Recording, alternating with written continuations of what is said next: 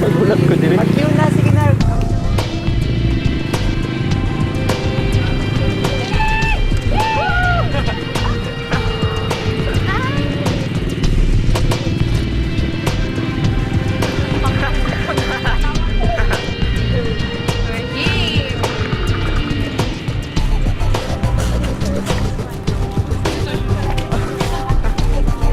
Yeah, right. Yeah, right.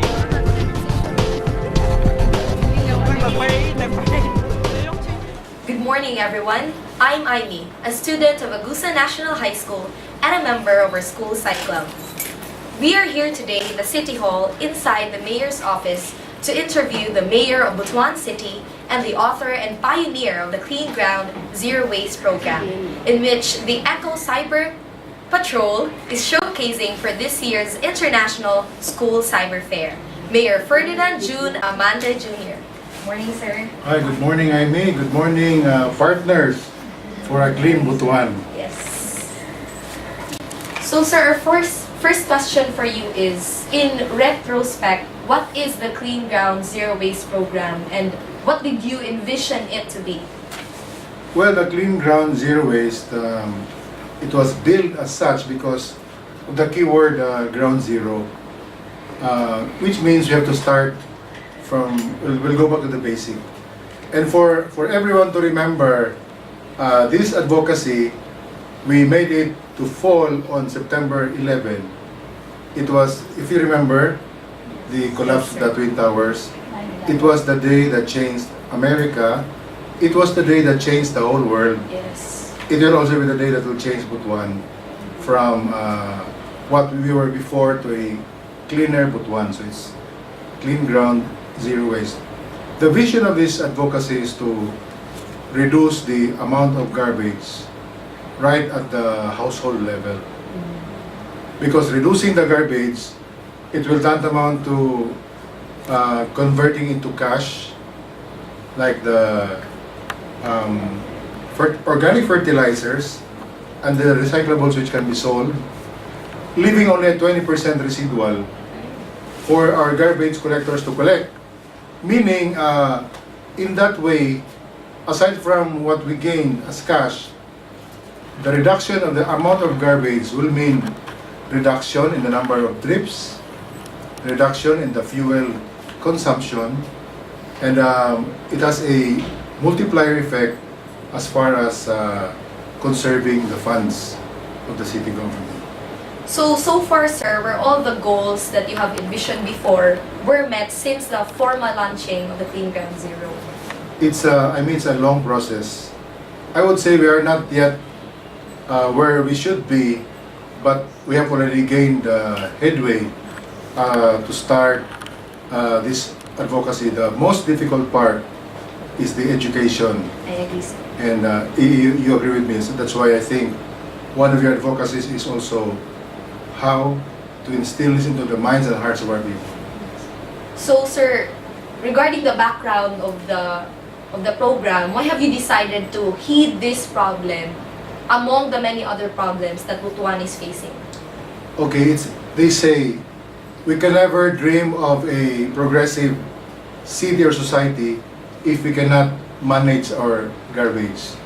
So don't dream of the skyscrapers and the the super highways if you cannot even manage one of the basic needs, problems of the city, which is sanitation. So, are the existing laws, sir, addressing this waste disposal problem? Yeah, there are ordinances. In fact, there's a national law, which we have also local ordinances to support this advocacy on cleanliness. So, sir, my companion here, another member of our site club, has a question for you. Sir, in doing this project, what are the problems or the hindrances that you faced, and what are the solutions that you've made up for that problem? The first and I think the biggest problem is the attitude of the people. The second perhaps will be the financial aspect, but I would like to zero in on the attitude. we Filipinos are fond of shortcuts. Yes. If you have a piece of paper here, to throw it in one basket is very easy. But to think of where to put this in the recyclables, in the malata or malata, will take some time. And most of us don't have the time to think. That's why I think the biggest stumbling block is the attitude. The solution there is education, and I think we have started. In fact, I think the mere fact that you, the young generation, has already captured that vision for me, I think, is a beachhead advantage on my part, because you now will help me remind your parents how this thing should be done. So, personally, sir, what actions have you done in order to promote or implement the Clean Ground Zero Waste program? In Butuan City, we have divided this into 13 clusters. We have the city hall, the government offices, hospitals, hotels and restaurants, the city streets, schools, the church, including the airwaves. We have covered all of the 13 clusters in the, and then we have assigned a chairman for every cluster doing education campaign. That was the first step. The second step, of course, was to propose for a plan and then the financial requirement. Okay, so for our last question, sir, this is for our viewers. What do you see in the future with this program? What do you see? For Butuan, Yes. Clean Butuan, where everyone will be free from diseases. A cleaner Butuan where all of us will feel proud, and a clean Butuan which will make us Butuan the model city for everyone to be inspired and to copy. As investors come in, though we don't have tall buildings and skyscrapers and overpass, but I think one of the first things that you'll notice is just like Palawan, no? Yes. Is a very clean surroundings, clean streets, clean canals.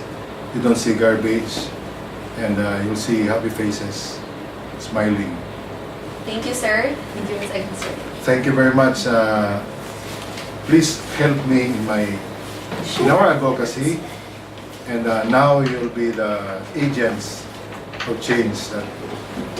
It's still possible to make our city very clean. There you have it, viewers. Mayor Ferdinand Amante Jr., the author and pioneer of the Clean Ground Zero Waste program.